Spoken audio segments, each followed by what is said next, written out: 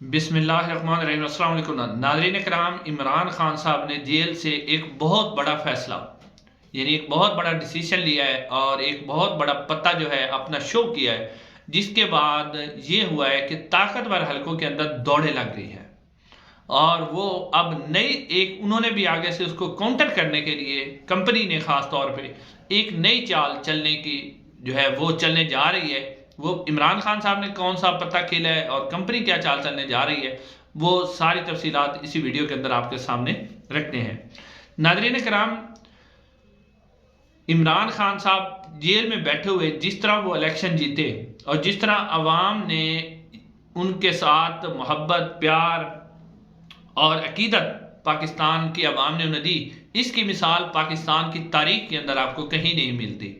नाज़रीन कराम, ये पहली दफ़ा ऐसा हुआ कि इलेक्शन की जिसने सपोर्ट की यानी इस्टेब्लिशमेंट जिसके साथ खड़ी रही वो इलेक्शन हार गया। पाकिस्तान की तारीख में कभी ऐसे नहीं हुआ जिसके साथ इस्टेब्लिशमेंट खड़ी रही वो इलेक्शन जीत गया, लेकिन ये पहली बार ऐसा हुआ कि इस्टेब्लिशमेंट जिसके साथ खड़ी गई वो ही इलेक्शन हार गया। और फिर बड़े पैमाने पर एक धांधली हुई जिसकी पाकिस्तान की तारीख के अंदर कोई मिसाल नहीं। इमरान खान साहब ने भी अपने बयान के अंदर यही कहा है कि ये पाकिस्तान की तारीख की सबसे बड़ी धांधली है और मैं अभी दरख्वास्त करता हूं कि पाकिस्तान की आवाम का जो मैंडेट है उन्हें वापस कर दिया जाए। ये इमरान खान साहब का जेल से एक पैगाम है।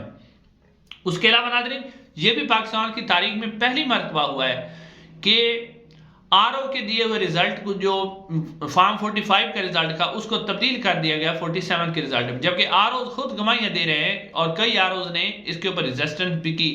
और फिर आपने नाज़रीन देखा कि यह भी पाकिस्तान में पहली मरतबा हो कि जो हारे हुए हैं यानी जो जीते हुए हैं वो खुद आके प्रेस कॉन्फ्रेंस में कह रहे हैं कि हम हार गए हैं और हमारी जो हम नहीं जीते, जो जीता उसको सीट दी जाए।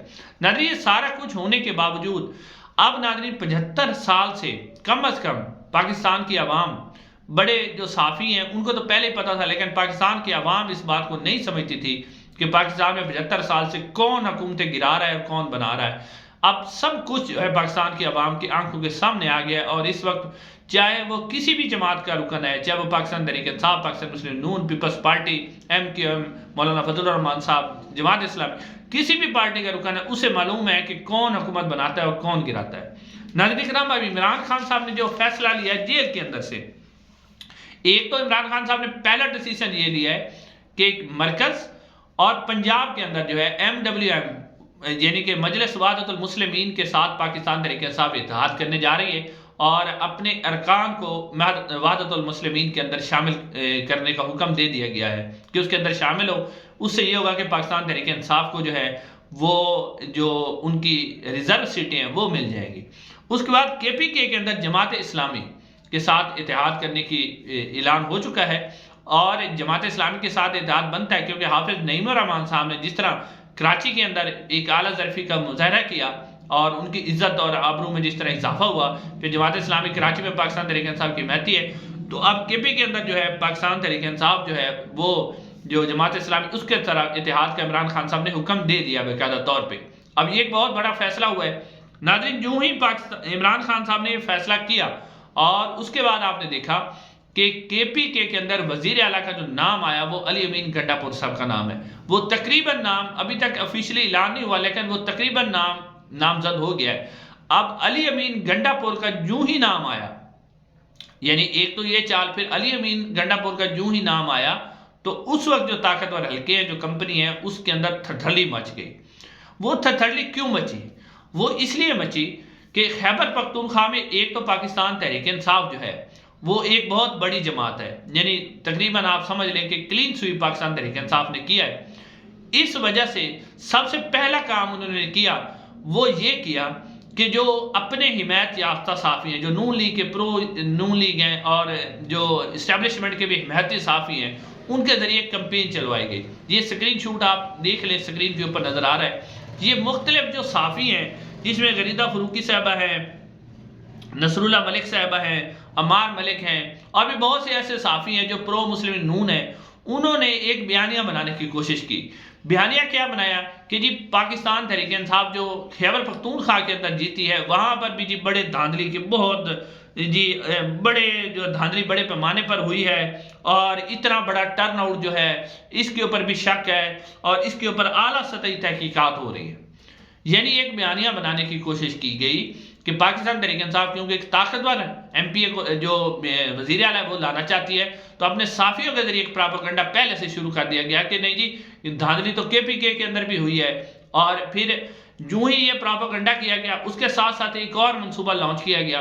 پہلا منصوبہ یہ لانچ کیا گیا کہ پاکستان تحریک انصاف کی حکومت کے پی کے اندر نہ بننے دی جائے. وہ کیسے؟ ویسے تو وہ روکی نہیں جا سکتی، یعنی میجورٹی کو آپ دیکھیں تو کبھی بھی نہیں روکی جا سکتی، لیکن اب جو پلان کیا گیا وہ یہ کیا گیا کہ پاکستان تحریک انصاف کی جو حکومت کے لیے جو اجلاس بلانا ہے وہ گورنر نے بلانا ہوتا ہے تاکہ حکومت جو ہے وہ گورنر ہی دعوت دیتا ہے، جس طرح صدر پاکستان دیتا ہے کہ آ کے حکومت بنائے، تو وہ اجلاس ہی نہ بلایا جائے. جس طرح کی ٹیکٹس 1971 میں کی گئی تھی کہ جو جماعت نے سیٹیں جیت لی تھی اس کو جو ہے اسمبلی کا اجلاس نہیں بلایا گیا، تو پھر آپ نے نتیجہ جو ہے وہ آپ کے سامنے نظر آ گیا تھا. اب یہ والا آپشن بھی غور کیا جا رہا ہے کہ جی پاکستان جو ہے گورنر صاحب جو ہے وہ اجلاس ہی نہ بلائیں. جب اجلاس ہی نہیں بلائیں گے تو حکومت کیسے ہوگی؟ یہ صرف اور صرف علی امین گنڈا پور کا جب نام آیا ہے تو اب معلوم ہو گیا ہے کہ علی امین گنڈا پور جو ہے وہ کسی کے پریشر میں نہیں آئے گا، وہ تگڑا وزیر اعلیٰ ہوگا اور جو ہے وہ تو پھر بہت بڑے بڑے کام بھی کرے گا. اور دوسرا کام اب یہ ایک مطلب قسم کا کام کیا جا رہا ہے. اس کے بعد اب ایک اور بھی کام کیا جا رہا ہے کہ کسی طریقے سے کوئی بھی ایسا طریقہ کیا جائے کہ کے پی کے اندر جو ہے علی امین گنڈا پور کو وزیر اعلیٰ نہ بننے دیا جائے. یعنی پاکستان تحریک انصاف کے اندر سے کوئی ریزسٹنس کروائی جائے کہ علی امین گنڈا پور نہ بنے.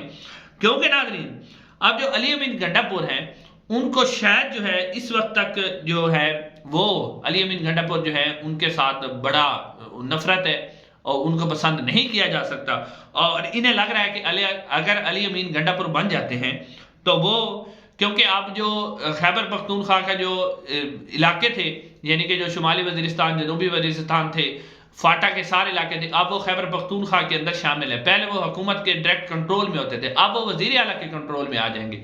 تو وہاں بارڈر پہ جو دہشت گردوں کو بلایا جاتا ہے، دہشت گردی جو کروائی جاتی ہے، اب وزیر اعلیٰ تو وہ نہیں ہونے دے گا کے پی کے کا، کیونکہ اس کی حکومت تو بارڈر تک ہوگی. تو ایک تو یہ مسئلہ ہے. دوسری بات یہ ہے کہ سمگلنگ ہو رہی ہے بارڈر کے اوپر، ٹھیک ہے، اور اسی سمگلنگ سے بڑے بڑے طاقتور لوگ جو ہیں وہ اس پر اپنی زندگی گزار رہے ہیں، عیش و عیاشی کر رہے ہیں، بیرون ملک جائیدادیں بنا رہے ہیں. وہ صرف اور صرف جو افغانستان سے سمگلنگ ہوتی ہے وہ اس لیے ہو رہی ہے کہ اپنی اپنی جائیدادیں بنائی جا رہی. ساتھ ساتھ آپ نے دیکھا کہ بلوچستان میں بھی اس طرح کی حکومتیں بنوائی جاتی، کمزور حکومتیں، تاکہ سمگلنگ آسانی سے ہو، اور بلوچستان میں بڑے پیمانے پر سمگلنگ ہوتی ہے. اب انہیں لگ رہا ہے کہ اگر علی امین گنڈا پور بن جاتا ہے نہ تو اس نے سمگلنگ ہونے دینی ہے اور نہ ہی جو دہشت گردی اس نے ہونے دینی ہے.